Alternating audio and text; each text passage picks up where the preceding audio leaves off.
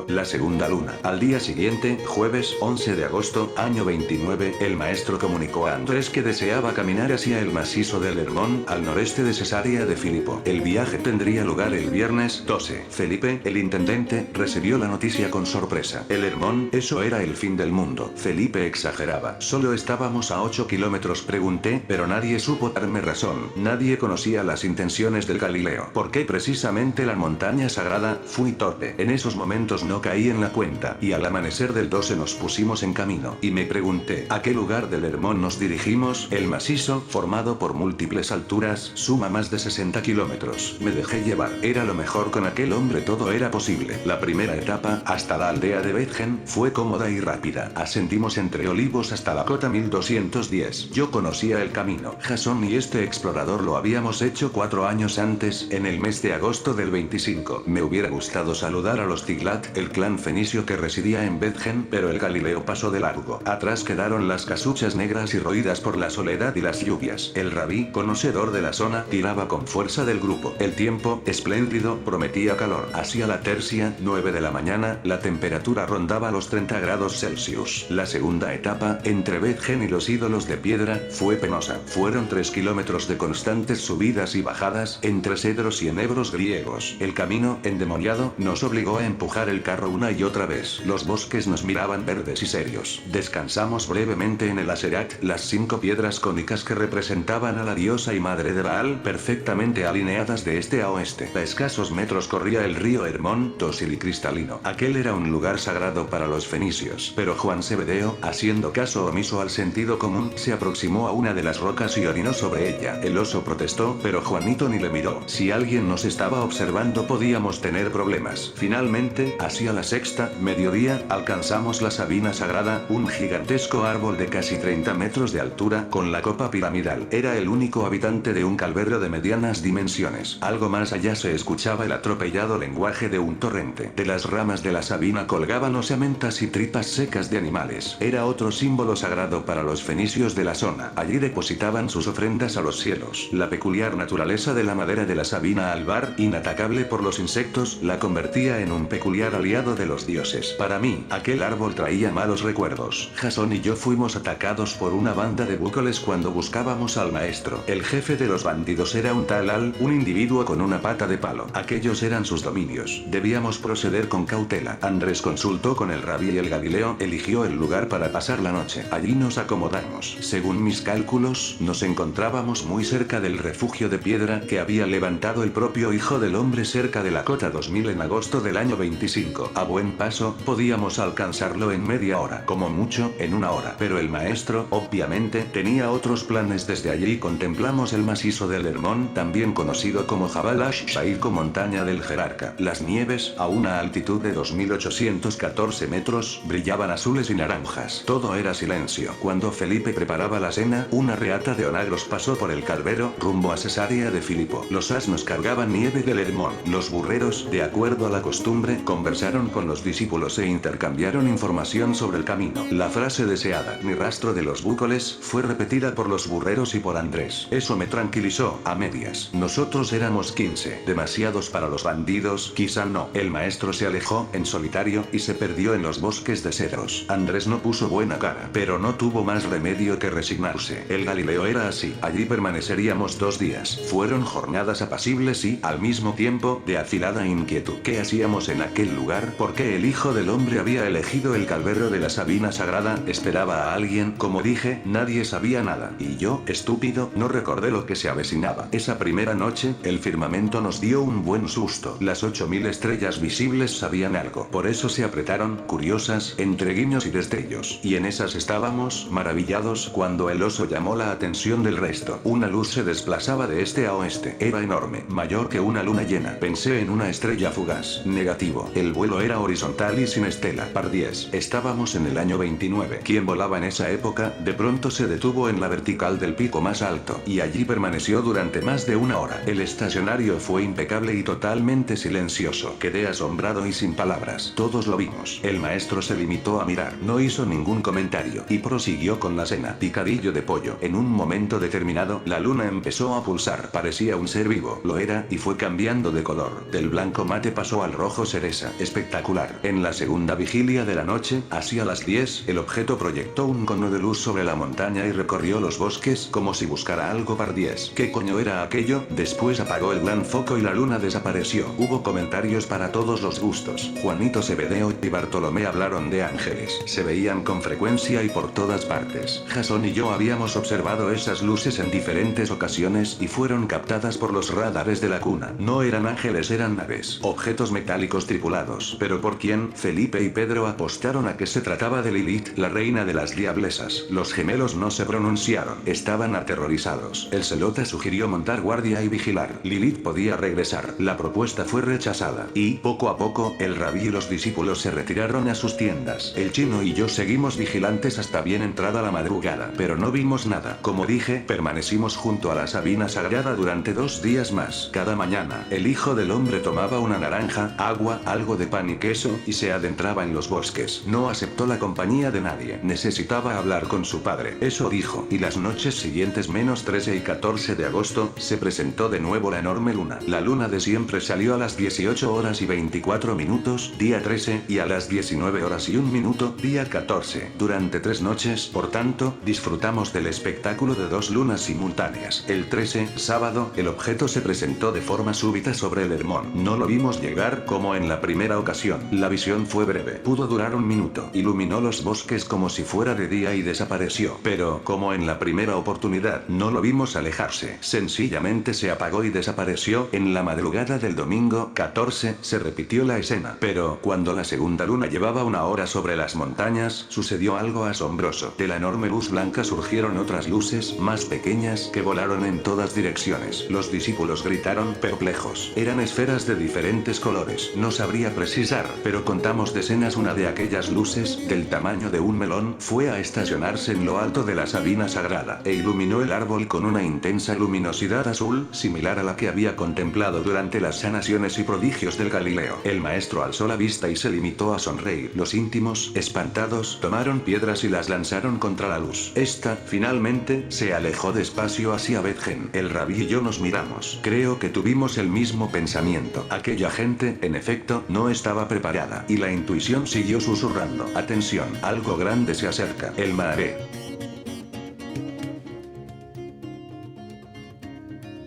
Te invito a suscribirte. Gracias.